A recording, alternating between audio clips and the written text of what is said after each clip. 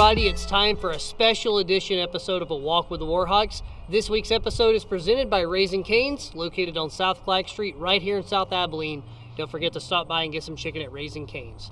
Now, I said this is a special episode, and it is because we finally got Rexi Parcells to join us on the show. I've been trying to get her for a while. Third time's the charm. And the reason we have her this week is because women's cross country is your ASE champion. Coach Parcells, first of all, congratulations on a championship. Thank you very much. I'm sure it has to feel really good. It does. I'm really excited for the kids, and I'm excited that they get to experience this. Absolutely. Well, at this time, are you ready to take a walk with the Warhawks? Here we go. All right, well, let's take the walk. So talk about the women and what they did in that race. You've been building this program for 4 years, and to finally get to this point had to be a welcome sight. Yes, it was very exciting. They did exactly what we talked about. This women's team is different than the other women's teams I've coached. They have a different type of aggression to them, and I think that showed, by their ability to have 6 in the top 12.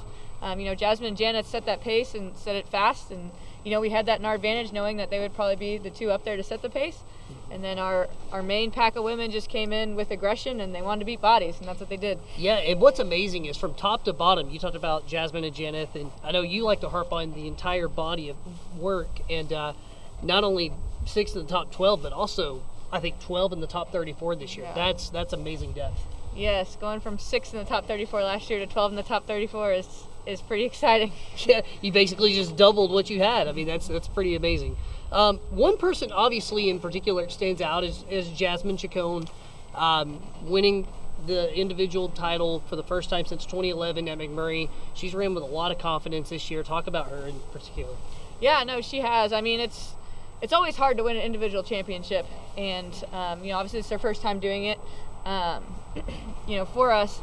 And she's been going out with way more confidence than she did last year, and I think she knew it was her and Janeth were going to be fighting for it, and that's exactly what happened. Janeth was closing on her, and like she said herself, Janeth was who was pushing her to help win that championship and do it in the time that she did, in the fashion that she did.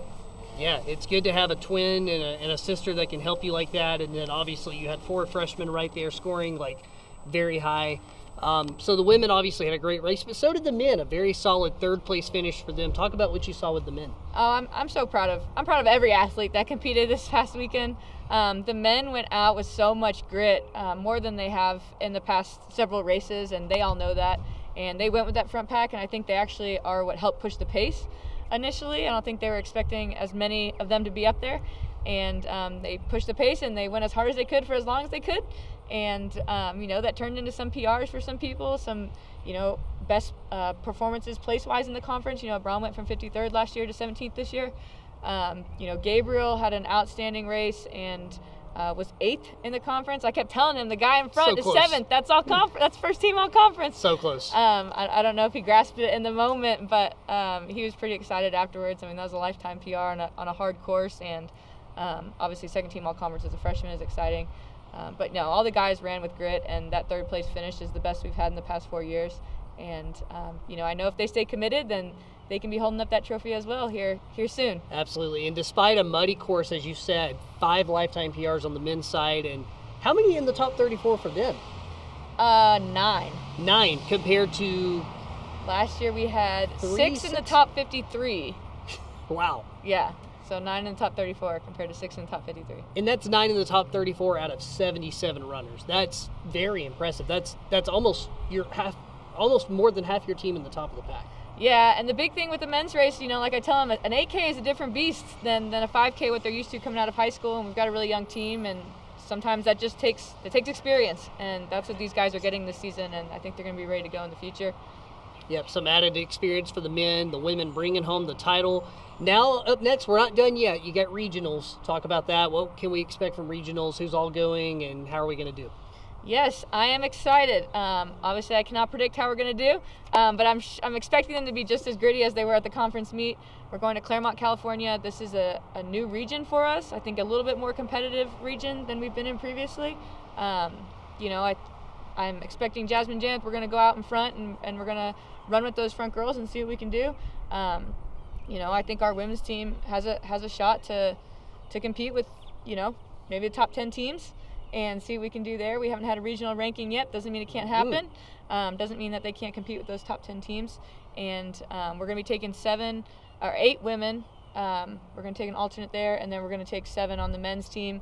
And I think the men, the ones that feel like they have more, this is going to be a shot for them to do that. Very excited. I could tell when they got off the bus, they felt like they didn't accomplish all that they wanted to. So now going to regionals, the men have another opportunity, and the women possibly could compete for a national spot. Who knows? We'll see. Time will tell. I know you're excited. I know the job's not done yet, but Coach, we've talked enough about that. Are you ready to talk about yourself with some rapid fire? Sure, here we go. All right, let's get to know you, Coach. Rapid fire. Okay, Coach Parcells, first question for you. What's the most memorable race you've been a part of? As an athlete or a coach? Both. Well, as an athlete in 2013, I was running for Arkansas State. It was the women's first time to win a Sun Belt Conference cross country championship, and that was pretty exciting. That's awesome. That was my best memory as a team, as an athlete. As a coach, there's been a lot. I mean, obviously we've had some excellent track performances, and and track ASC championships, and there's so many individual moments within that are so much fun. This past weekend, as far as cross country goes, was definitely a memorable one. Yeah, so anytime you can raise a trophy, I'm sure it has to be a good moment. Yeah. Yeah, awesome. All right, and Coach, obviously you maintain a healthy lifestyle. You still run every day, and people can see you running if they get up at 5 or 6 in the morning. But I'm sure after running, you've probably got to get pretty hungry. What do you like to eat? 66% healthy cookies. Oh, I've had those. I like those.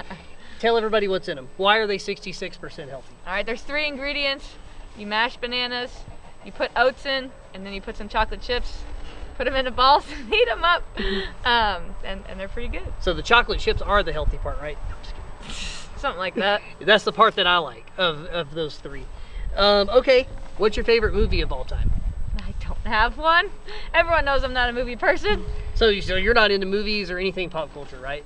I mean, I've seen movies. I can't recite them like most people, so no, Okay. Not really. Gotcha. I think I heard somebody ask if Forrest Gump was your favorite movie one time because you like to run, but I don't think there's any correlation there, right? No. I mean, I've seen it. Gotcha. All right, Coach, next question. Who's your favorite sports team? McMurry cross country track and field right now. That's a great answer.